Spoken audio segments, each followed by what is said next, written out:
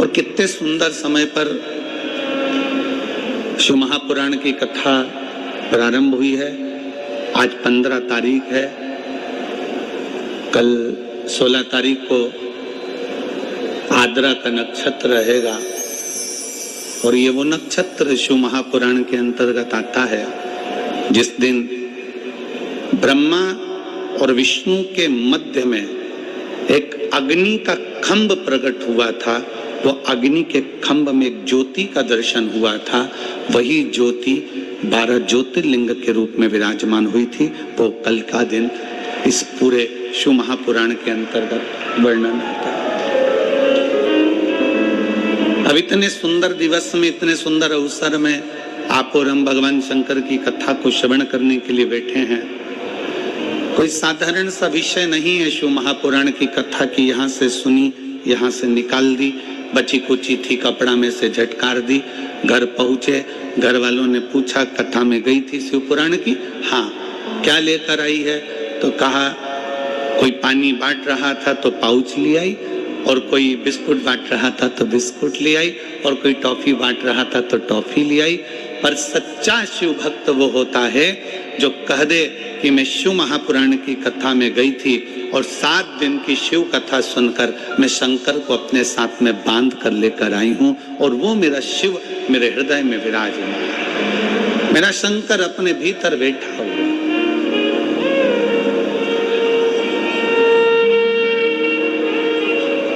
शिव को प्राप्त करने के लिए हमें कोई आडंबर, कोई दिखावा, कोई ढोंग, कोई ढकोसला शिव को प्रिय नहीं है। शंकर भगवान को किसी आडंबर की जरूरत नहीं है कि तुम बहुत बड़ा त्रिपुंड लगाओगे तो शंकर के भक्त कहलाओगे, बहुत सारी रुद्राक्ष की माला पहनोगे तो शिव के भक्त कहलाओगे, तुम बहुत बड़ी जटा बांध लोगे तो शंकर के भक्त कहलाओगे, तुम सावन महीने में शंकर को जल चढ़ाओगे तो शंकर के भक्त कहलाओगे, तुम शिवरात्रि के दिन दीप लगाओगे तो शंकर के भक्त कहलाओगे। शिव महापुराण की कथा कहती है शंकर को किसी आडंबर की जरूरत नहीं है, शंकर को किसी दिखावे की जरूरत नहीं है, क्योंकि दिखावा दुनिया वालों से करा जाता है। जो शमशान में बैठा हुआ है उसको क्या दिखाना चाहोगे? शिव तो आडंबर से परे, शिव दिखावे से परे। मेरे शंकर भगवान को आडंबर श्रेष्ठ नहीं लगता, मेरे शंकर भगवान को दिखावा प्रिय नहीं लगता। कोई तुमसे कह दे कि मेरे पास आना, मैं तुमको ये दे दूंगा, तुम मेरे पास आना तुम्हारा दुख मिटा दूंगा, तुम मेरे पास आना मैं तुम्हारा भविष्य बता दूंगा, तुम मेरे पास आना मैं तुम्हारी तकलीफें दूर कर दूंगा। शिव महापुराण की कथा कहती है दुनिया में कोई ऐसा मनुष्य संसार में पैदा नहीं हुआ जो किसी का दुख काट दे। दुख तो तुमको स्वयं काटना पड़ेगा अपने कर्म को भोगते हुए, और अपना कर्म की गति का प्रबलता धारण कर कर, अपनी मेहनत कर कर, अपना परिश्रम कर कर तुम्हें खुद आगे बढ़ना पड़ेगा।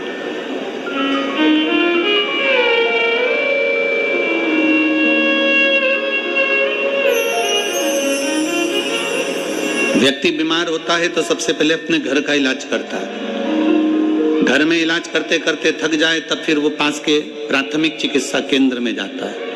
प्राथमिक चिकित्सा केंद्र में काम नहीं होता फिर वो बड़े अपने शहर के हॉस्पिटल में जाता है। अपने शहर के हॉस्पिटल के बाद फिर वो दिल्ली जाता है, फिर वो एम्स में जाता है, फिर वो कहीं जाता है, फिर वहां से इलाज कराता कराता मुंबई आदि तक पहुंच जाता है, फिर वहां से इलाज कराने के बाद और कहीं उसकी इच्छा होती है वहां पहुंच जाता है। क्यों? क्योंकि उसको मालूम है कि मैं डॉक्टर के पास जाऊंगा तो मेरा आधा दुख कट जाएगा, क्योंकि डॉक्टर भी शंकर का एक रूप होता है। भारत की भूमि के नहीं पूरे देश के जितने डॉक्टर हैं ये मेरे शिव का एक रूप है। ना जाने कितनों को इन्होंने अपने ओर से बल लगाकर, दम लगाकर जितना बन सकता है उतना प्राण देने का प्रयास करते हैं। कोई कैसा भी मरीज हो, डॉक्टर का कोई दुश्मन नहीं होता, डॉक्टर का कोई दुश्मन। जैसे डॉक्टर का कोई दुश्मन नहीं है, अगर दुश्मन भी आ जाता है तो भी डॉक्टर उसको ठीक करने की दवा देता है। अगर कोई डॉक्टर का द्रोही भी आ जाए तो भी डॉक्टर उसको ठीक होने की दवा प्रदान करता है। जैसे डॉक्टर का कोई दुश्मन नहीं होता क्योंकि डॉक्टर शंकर का एक रूप होता है, उसी तरह शंकर का कोई दुश्मन नहीं होता। शिव शिव होता है, शंकर शंकर। गंधर्व, अप्सरा, नाग, किन्नर, सुर, असुर जितने हैं सब शिव के भक्त हैं। अप्सराएं भी भगवान शंकर का भजन करती हैं, गंधर्व भी भगवान शंकर का भजन करते हैं, देवता भी भगवान शंकर का भजन करते हैं, असुर भी भगवान शंकर का भजन करते हैं, नाग भी भगवान शंकर का भजन करते हैं, मनुष्य मानव सब भगवान शिव की आराधना में डूबे रहते हैं। इसलिए शिव महापुराण की कथा कहती है कि 100 काम छोड़ो, सबसे पहले भोजन करो। 1000 काम छोड़ो, सबसे पहले स्नान करो। 1,00,000 काम छोड़ो, सबसे पहले दान करो। भोजन भूखे को कराओ, प्यासे को पानी पिलाओ। और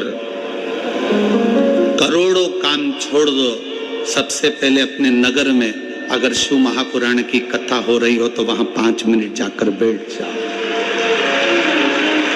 अपने क्षेत्र में, अपने नगर में, अपने मोहल्ले में, अपनी सोसाइटी में, अपने कॉलोनी में कहीं 100 kilometre, 50 kilometre, 150 kilometre, 200 kilometre, 300, 400 kilometre के दायरे में भी अगर शिव महापुराण की कथा भगवान शंकर की आशीर्वाद से, उनकी कृपा से अगर आपको श्रवण करने को मिल जाए तो वहां 10 मिनट, 15 मिनट, 5 मिनट, 3 मिनट जरूर बैठा।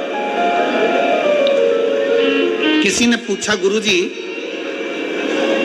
3 घंटे की कथा में आप कह रहे हो कि 5 मिनट, 2 मिनट, 1 मिनट जाकर बैठ जाओ, उतनी कृपा भोलेनाथ जी कर देते हैं, इतना सा समय? हम कहते हैं शरीर में बड़े से बड़ा रोग होता है तो एक छोटी सी गोली खाने से पेट का दर्द ठीक हो जाता है, छोटी सी गोली खाने से सिर का दर्द ठीक हो जाता है, छोटी सी गोली खाने से घुटने का दर्द ठीक हो जाता है। तो 7 दिन की कथा में से अगर 1 मिनट की भी कथा मिल जाए तो बड़े से बड़ा दुख मेरा भोलेनाथ अपने आप काट देता है अपने।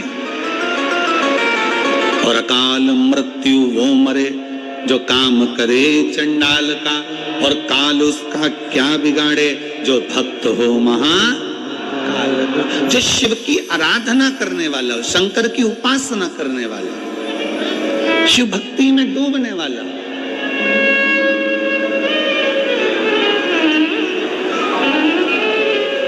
उस जीव को भगवान शंकर साध लेते हैं।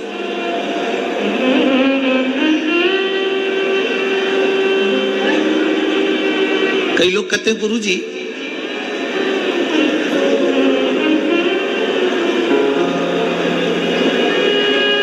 हमने सुना है कि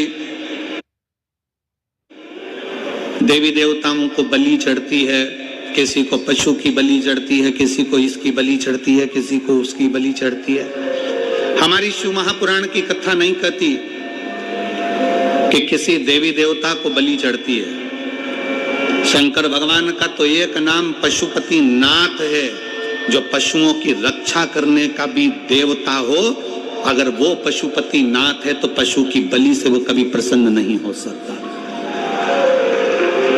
अगर वो पशुओं का नाथ है, वो पशुपति नाथ है, तो वो कभी किसी देव, हमारे भोले बाबा, हमारे शंकर, मेरे शिव, मेरे ओघड़दानी किसी को कष्ट देकर कभी खुश नहीं होता, किसी जीव को परेशान तक नहीं करता।